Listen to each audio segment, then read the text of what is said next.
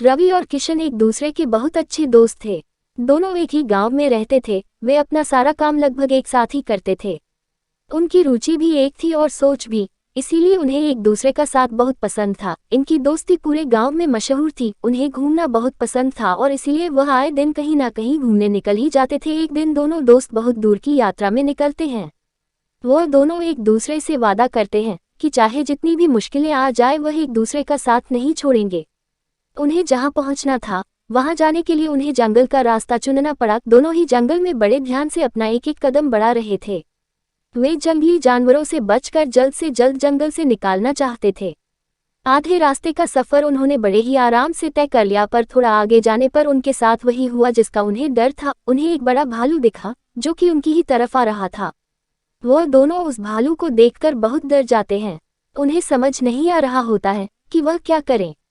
रवि किशन से पूछ ही रहा होता है कि अब उन्हें क्या करना चाहिए कि किशन भागते हुए एक बड़े से पेड़ में चढ़ जाता है, बिना इसकी चिंता किए कि उसके दोस्त का क्या होगा।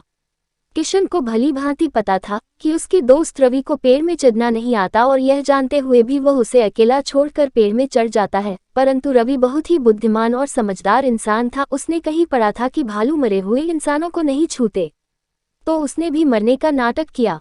वह वहीं जमीन पर लेट गया और थोड़ी देर के लिए अपनी सांसें रोक ली। भालू रवि के पास आकर उसके सारे शरीर को सूंघता है। रवि को मरा हुआ सोचकर भालू वहां से चला जाता है। वह भालू रवि से बहुत दूर चला गया। रवि उठ खड़ा होता है और किशन भी पेड़ से नीचे उतर जाता है।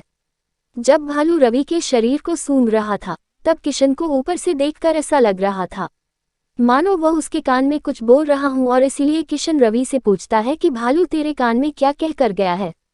इस पर रवि व्यंग कसते हुए जवाब देता है कि उसने मुझे एक सलाह दी है कि मुझे गलत दोस्तों से बचकर रहना चाहिए।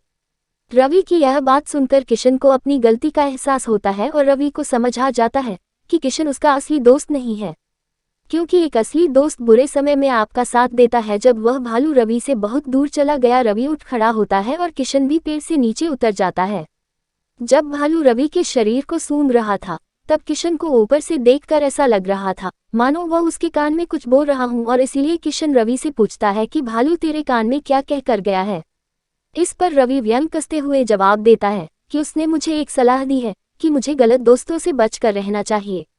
रवि की यह बात सुनकर किशन को अपनी गलती का एहसास होता है और रवि को समझ आ जाता है कि किशन उसका असली दोस्त नहीं है, क्योंकि एक असली दोस्त बुरे समय में आपका साथ देता है, न कि अपनी जान बचाने के लिए अपने दोस्तों का साथ छोड़कर भाग जाता है।